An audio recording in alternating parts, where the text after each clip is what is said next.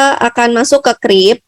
Nah, ini karena internet saya agak unstable, jadi saya agak cepat juga ya untuk menjelasinnya. Nanti teman-teman silakan kerja mandiri aja. Nah, ini sudah terlihat belum? Sudah, Bu.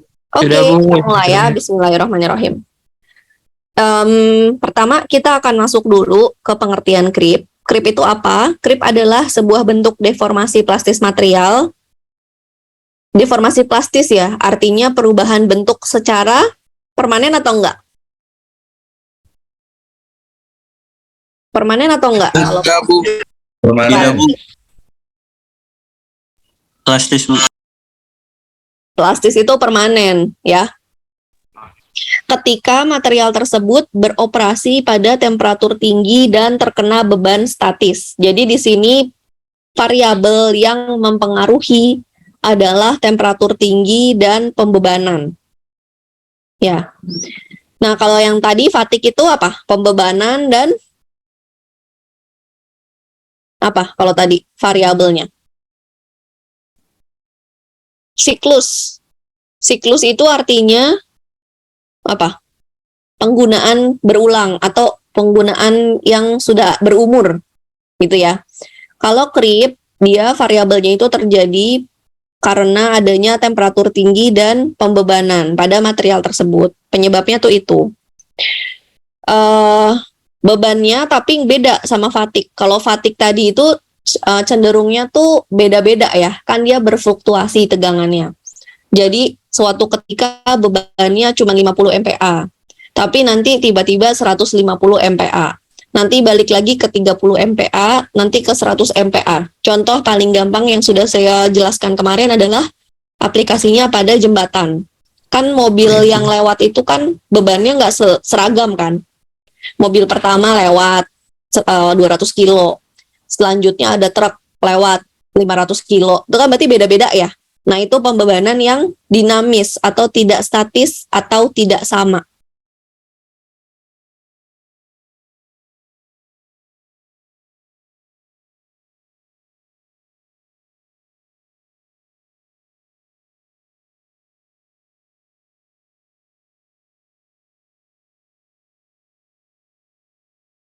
Halo.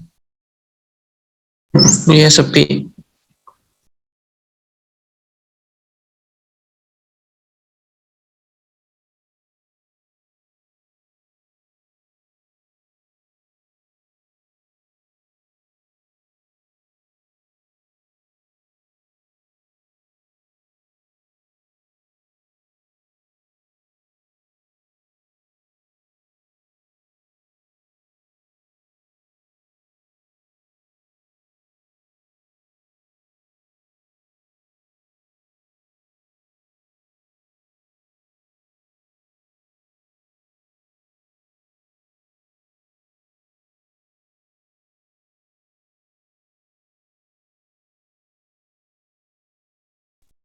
Halo, maaf ya. Aduh, ini internet saya nih parah banget.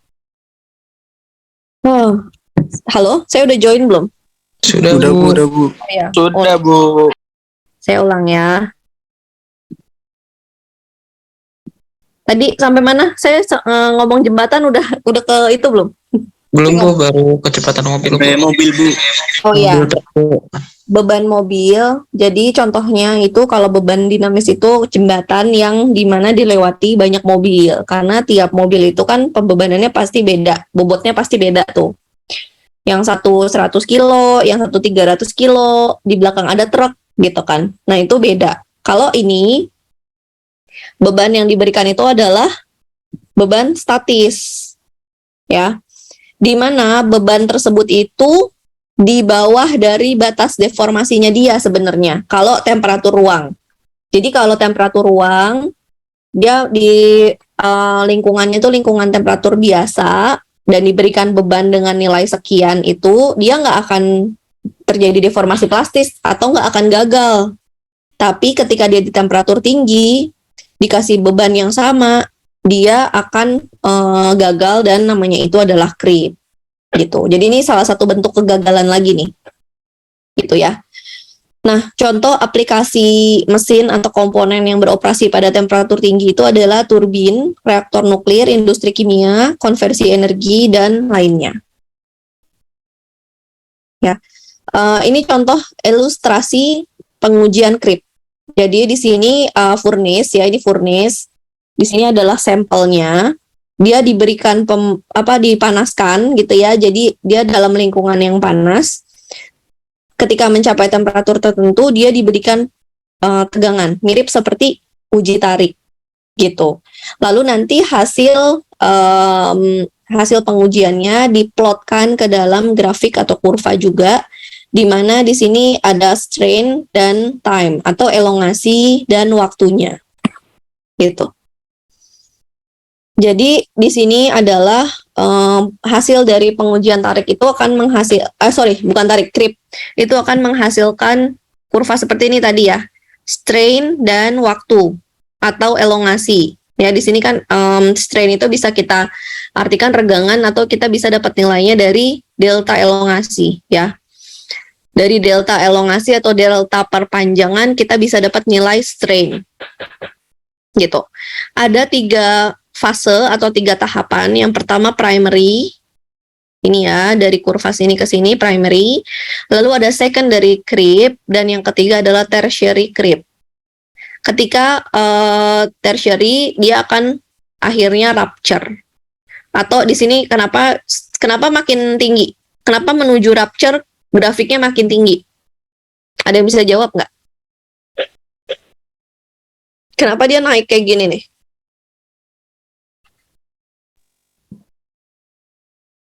Waktunya makin lama kan semakin nggak kuat kan Bu itu pembebanannya. Betul, karena dia semakin terelongasi kan. Dia semakin terelongasi, semakin memanjang dan akhirnya kalau uji tarik akan putus gitu.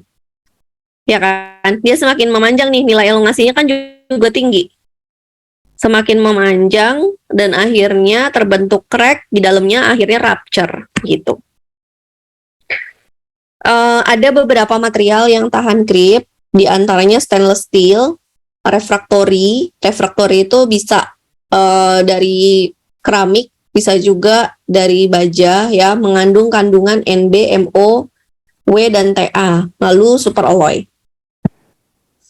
Nah, mungkin dari saya itu dulu tentang creep. Teman-teman, yang penting teman-teman ada gambaran, karena kalau saya jelaskan mekanismenya lebih dalam itu ke grain boundary atau ke butir-butir di dalam material.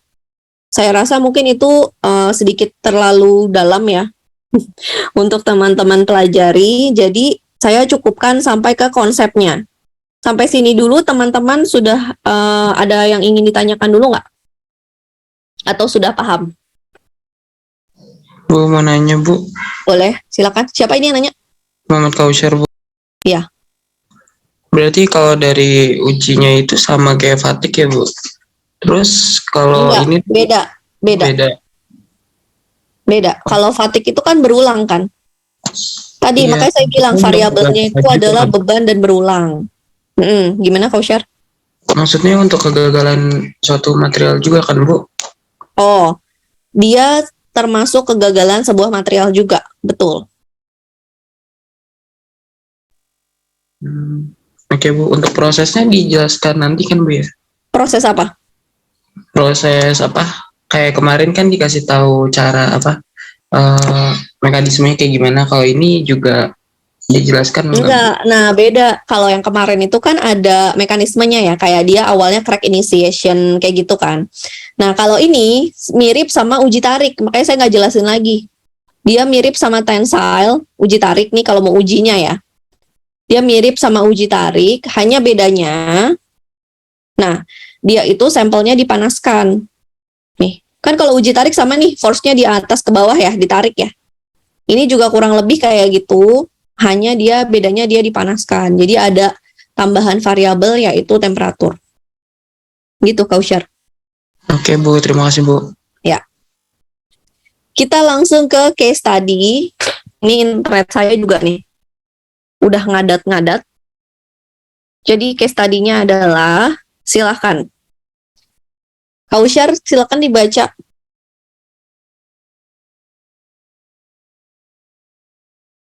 Kaushar, mungkin bisa dibaca. Iya Bu. Silakan dibaca pertanyaannya. Oke. Pertanyaannya, jika diinginkan untuk menggunakan paduan tahan panas atau heat resisting alloy S590 untuk suatu komponen, di mana dibutuhkan service life-nya 1 tahun untuk pembebanan statis temperatur 500 derajat Celcius atau 773 Kelvin, hitunglah maksimum tegangan statisnya pada komponen tersebut tanpa terjadi kerusakan atau tetap tahan. Dari grafik sulit menentukan bending pada 500 derajat Celcius. Stres, itu torsi ya, stres. Sorry Bu. Jadi kan kita kan maunya di 500 derajat Celcius ya. Nah, coba dicari stresnya berapa. Itu kan adanya tuh berapa tuh? 811 Kelvin, 866 Kelvin, ya kan? Nih. Ini 811 Kelvin, ini 866 Kelvin, ini 922 Kelvin. Sedangkan yang di soal itu adalah 773 Kelvin. Sehingga dia nggak ada grafiknya. Jadi diminta untuk teman-teman menghitung. Berapa sih maksimum tegangan statisnya? Kalau di sini kan ada nih tegangannya maksimumnya ini nih. Cuman karena di sini nggak ada temperatur yang diinginkannya nggak ada nih di sini. Makanya kita harus hitung sendiri. Karena nggak ada grafiknya. Dari soalnya ini teman-teman udah paham belum apa yang dituju gitu dulu deh. Apa yang mau kita cari udah paham belum?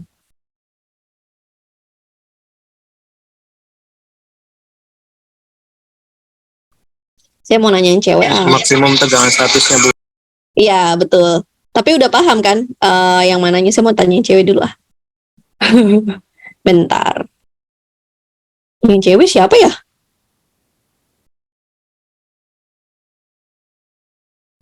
Ayu ya? Ayu ini siapa sih kemarin? Ayu ya, bener ya? Ayu. Iya, Bu. Nah, Ayu udah tahu belum apa yang mau dicari di sini?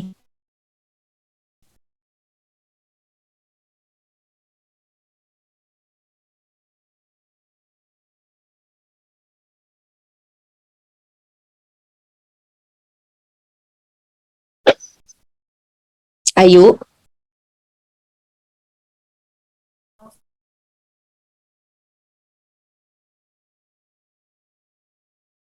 Halo, ini saya nggak disconnect kan? Enggak kok, Bu. Oh iya, gimana Ayu? Udah paham belum yang mau ditanyakan? Yang mau dicari di sini? Yang maksimum tegangan statisnya, Bu. Iya. Kenapa kita nggak ambil dari kurva ini yuk?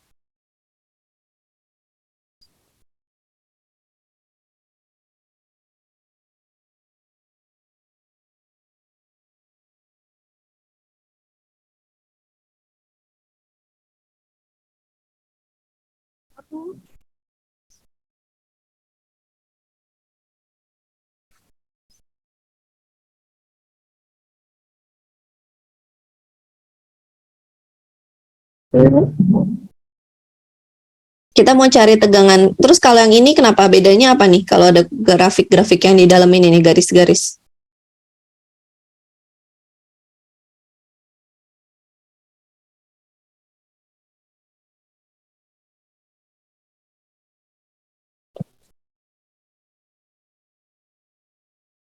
Ayo. Karena nggak ada grafiknya untuk full 773 Kelvin. Iya, betul. Jadi kita harus ngapain yuk?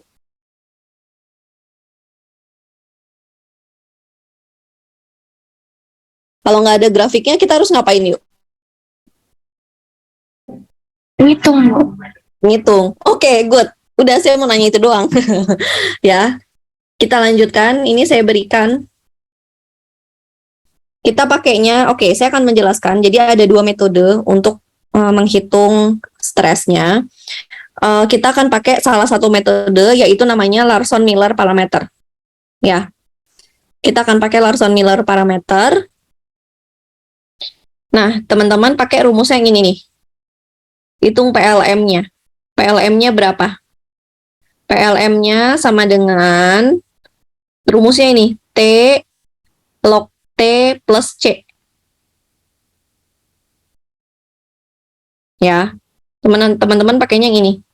C-nya itu udah dikasih tahu nih nilainya 17. 17 log terus berapa hour. Ya, jadi teman-teman cari PLM ini. Dari pertanyaan yang tadi. Nah, karena mungkin pasti pada bingung ya, silakan didiskusikan dengan temannya. Boleh pilih kelompok sendiri. Nanti, apa mau saya pilihin? Pilih sendiri apa saya pilihin? Kelompok berapa orang, Bu? 2, Berapa orang? berdua. Pilih sendiri aja ya. Berdua pilih sendiri aja ya. Oke, Bu. Oke, sip. Mungkin dari saya itu. Ada lagi yang ingin bertanya nggak? Bu, PPT di share di learning nggak, Bu? Ya, nanti saya share langsung nih abis ini. Oke, Bu. Terima Bu, kasih. jadinya dipilihin atau pilih sendiri, Bu? Pilih sendiri, tapi maksimum jam 2 dikumpulkan ya. Karena kita mulai kelas tadi jam 10, berarti kelas ini selesai pukul 2. Ya, Dikumpulnya di e-learning, Bu. ya betul. Soal yang tadi kan, Bu? Kenapa? Kita nyarinya soal yang tadi. Iya, nyari soal yang tadi. Oke. Ya, nanti teman-teman kirimnya perwakilan aja. Jadi berdua itu kirimnya satu aja. Tuliskan aja nama teman kelompoknya ya. Oke, saya coba cek dulu kehadirannya. Ini ada 2. Oh, udah lengkap lah ini. lengkap. Bentar, saya coba cek dulu ya sebelum.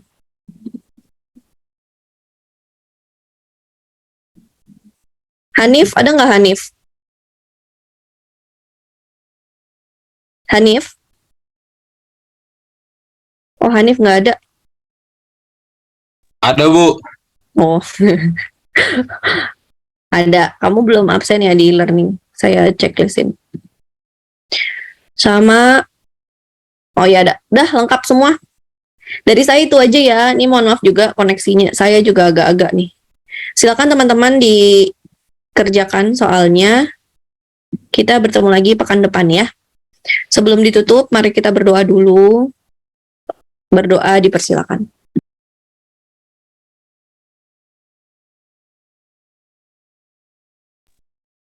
Berdoa dipersilakan selesai.